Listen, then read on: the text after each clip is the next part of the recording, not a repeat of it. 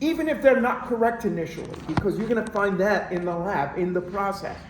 Okay, now I know. You're going to find that out by reading even more. Don't just rely on what I do on the board. Open your textbooks. Find one on the material.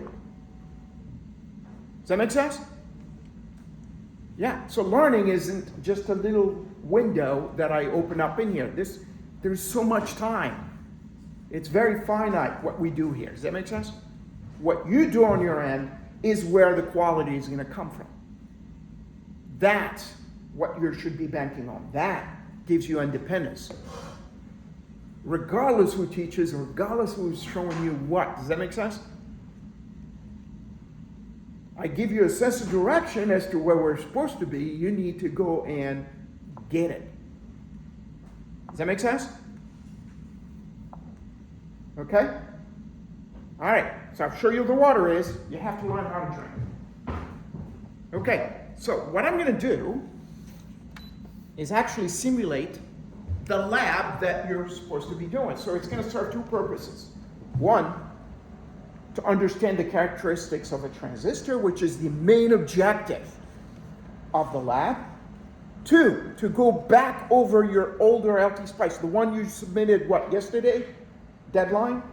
Go back and rephrase everything in there to make sure that I understand your steps. What is it you're doing? Does that make sense? All I see is diagram and a couple formulas. What the heck are you doing? Explain to me where you're going with that. Does that make sense? You're an engineer now. Okay? In high school, they taught you bad habits of having a bunch of questions. You don't even write the questions down. You just write the answer. In the context of not having your textbook in front of you as a grader, I'm going to be like, what the hell?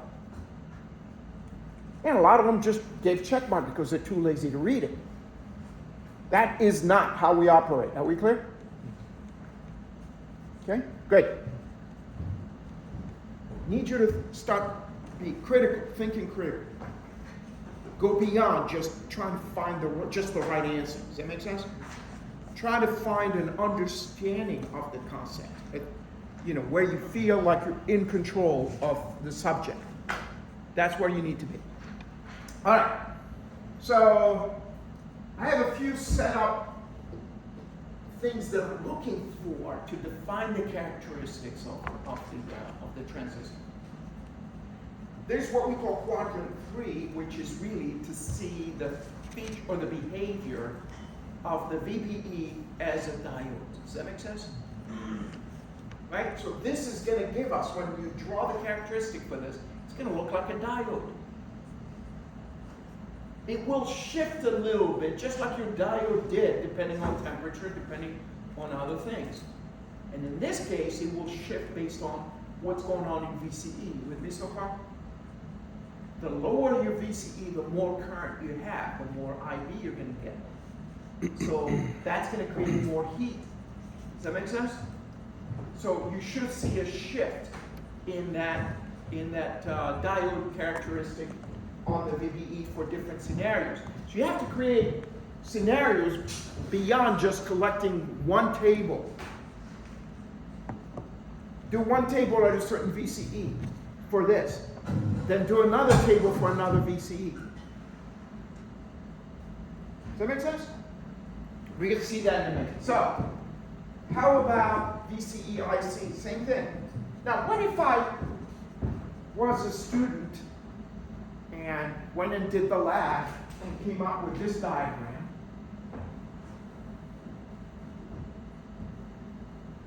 From my tables.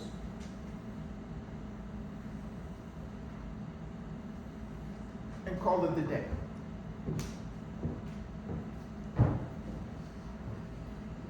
I don't see what the axes are. Do you agree? I don't see what these curves mean. You wouldn't want me to teach you like that, would you? It's the same thing. I don't want you to present material like it's cryptic. Does that make sense? be clear as to what this is. So, I'm just going to be clear. This is VCE versus IC. But this here is for a specific IB2 scenario. IB3, IB4.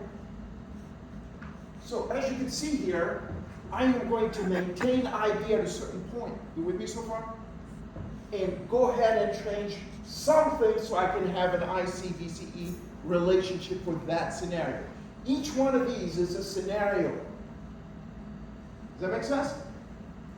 So that's just to draw this. It's going to require multiple tables for each one for each scenario. And then from this, we can derive what beta is. You with me so far? Or we can actually do an IC versus IB also, and I have it in the lab, to compare the results from that to that. You with me so far? You said the VBE versus IB is a diode. Is that a reverse diode or a forward diode? What do you think? Probably a reverse diode. Why would it be reverse diode?